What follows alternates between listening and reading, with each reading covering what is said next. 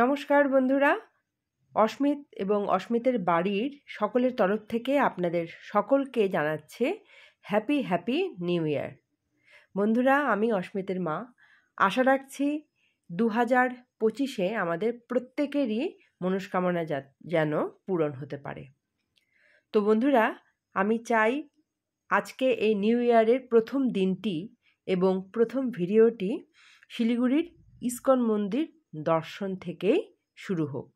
তো আপনারাও চলুন আমাদের সাথে শিলিগুড়ির ইস্কন মন্দির দর্শনে।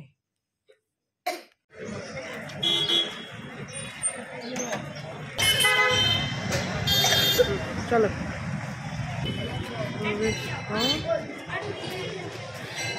এটা কি শু স্টল? বাবা, শু খুলে যেতে হবে। ও দাদা, শু রাখা যাবে? যাবে। আমাদের কুপন নাম্বার 61।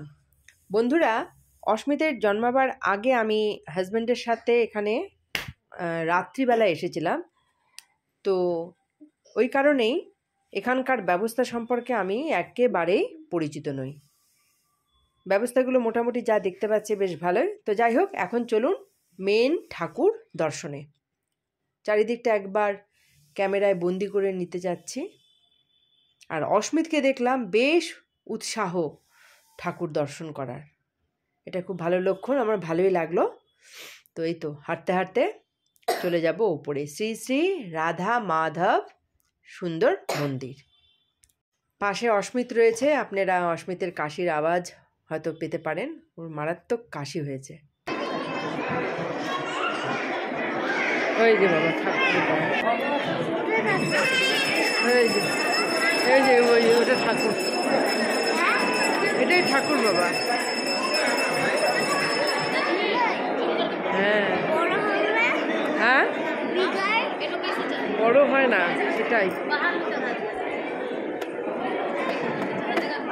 নম করো, একটু নম প্রণাম করো।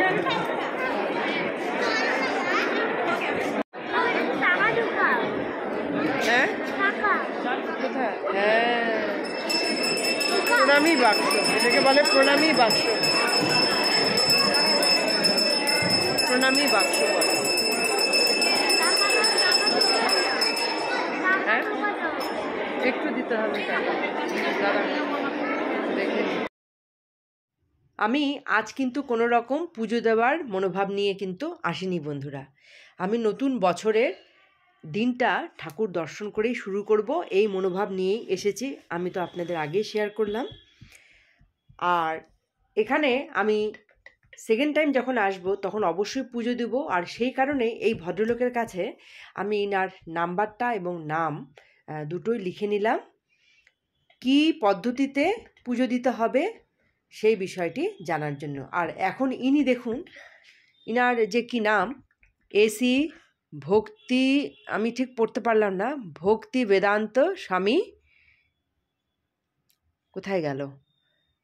তো যাই হোক, আমার ওনার চরণে শতকোটি আমার প্রণাম। তো প্রথমে ইনি হয়তো নিশ্চয়ই গুরুদেব। আমার মনে হয়েছিল উনি বোধহয় জীবন্ত, কিন্তু পরে দেখতেই পেলেন, আমি হাত দিয়ে টাচ করে দেখলাম যে না, উনি হচ্ছে মূর্তি। তাই অস্মিতকে বললাম এবং অস্মিতকে প্রণাম করতে বললাম, ও প্রণামও করলো। আর এখন এটা হচ্ছে বন্ধুরা, আমরা একটু মন্দিরটা পরিক্রমা করছিলাম। আর চারপাশে যেহেতু শ্রী চৈতন্যদেবেরই মন্দির, তো এই কারণে ভগবান শ্রী চৈতন্যদেবেরই কাহিনী, হ্যাঁ, জীবন কাহিনী নিয়েই ছোট ছোট মূর্তি ওয়ালে সেটে দেওয়া আছে। পুজো পরিক্রমা করতে করতে আমি অস্মিতকে এগুলোই দেখাচ্ছিলাম। আর এর আগে আরেকবার যখন এসেছিলাম তখন কিন্তু এইসব পরিক্রমা আমরা করিনি, জাস্ট ঠাকুর দর্শন করেই চলে গেছিলাম। আর অস্মিতের যে কি ভালোই লাগছিল বন্ধুরা, আপনারা বিশ্বাস করবেন না, মানে আমার ভালোই লাগলো যে আজকের দিনে অস্মিতকে এই পবিত্র স্থানে এনে আমি ওকে অনেকটাই আনন্দ দিতে পেরেছি। বাচ্চা মানেই যে শুধু খেলাধুলো পার্ক, সেটা কিন্তু নয়। আমি অস্মিতকে দিয়ে বুঝলাম যে ঠাকুর দর্শনেও বাচ্চারা কিন্তু আনন্দ পেতে পারে। আমার এটা খুবই ভালো লেগেছে।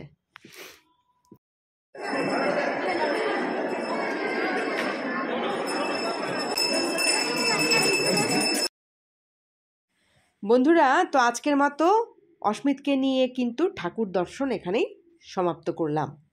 তবে ভিডিওটা কিন্তু এখানেই শেষ হচ্ছে না। সামনে দেখুন একটা দোকান রয়েছে, সেখানে ঠাকুরের জিনিসপত্র কিছু কেনাকাটি করলাম। তবে এই দোকানটিতে কিন্তু এই যে মোবাইল ফোন ইউজ করা মানা। এখান থেকে কিছু সামান্য কিছুই কিনলাম। আমার ঠাকুরের জন্য উলের টুপি, তারপর দুটো ছোট ছোট পকেট গীতা, যেটা অস্মিত আর অস্মিতের বাবার বালিশের নিচে রাখা হবে, এটা রাখা নাকি ভালো।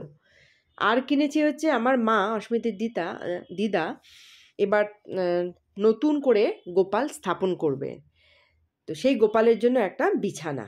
তো যাই হোক, এই সামান্য জিনিস কটা কিনে নিয়ে এখন আমরা বাইরে বেরোনোর উদ্দেশ্যে তো বেরিয়েছে, কিন্তু বিশ্বাস করবেন না, অস্মিতের কিন্তু একদমই বেরোনোর ইচ্ছে নেই, বাড়ি যাওয়ার ইচ্ছে নেই। ও হ্যাঁ, আর একটা হচ্ছে খাবার স্টলও কিন্তু রয়েছে, বেশ অনেকটাই বড়, তবে আমরা কিন্তু সেখানে খাওয়া দাওয়া করিনি। তো এরপর বন্ধুরা, ভিডিও তো সমাপ্ত করতেই হবে। তো ভিডিওটা যদি এতদূর পর্যন্ত কেউ দেখে থাকেন, তাকে অজস্র ধন্যবাদ ভিডিওটি দেখার জন্য। আর যদি ভালো লেগে থাকে তবে আপনাদের রিকোয়েস্ট করব একটা লাইক করার জন্য। আর বন্ধুরা, আর একটা রিকোয়েস্ট আমার রয়েছে, আপনারা আমার ভিডিওগুলো কিন্তু একটু হলেও দেখবেন, দেখার জন্য অবশ্যই আমি রিকোয়েস্ট করছি। আর দ্বিতীয়বার যদি এই মন্দির দর্শনে আমি এসে থাকি, সেবার তো অবশ্যই পুজো দেবো, সেই ভিডিও অবশ্যই আপনাদের সাথে শেয়ার করব। আজকের মতো রাখছি, ধন্যবাদ।